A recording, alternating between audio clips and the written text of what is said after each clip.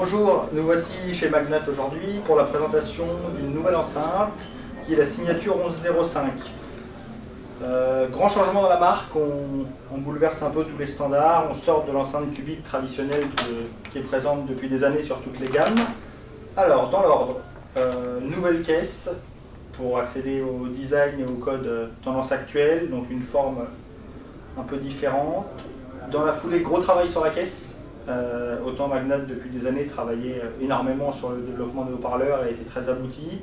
Le travail de caisse il était moins présent, là c'est le cas. Donc on a un coffret très rigide partout pour avoir vraiment une enceinte la plus dense possible et qui soit dans tous les cas la plus inerte.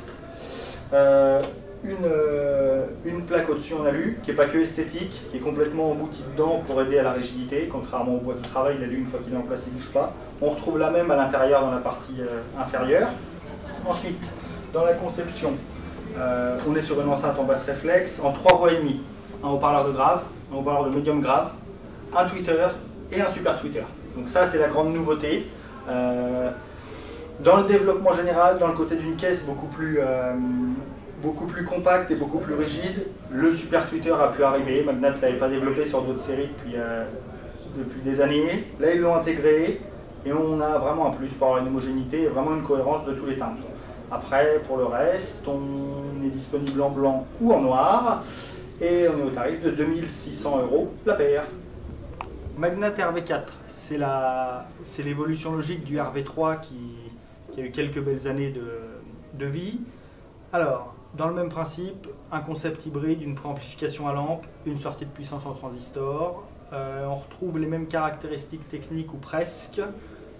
Petite évolution sur la partie son, en ayant essayé de retravailler la sortie de puissance pour avoir quelque chose d'un peu plus dynamique, un petit peu plus rapide, pour gagner en vie et permettre d'alimenter des enceintes un peu plus complexes et qui demandent un peu plus de courant.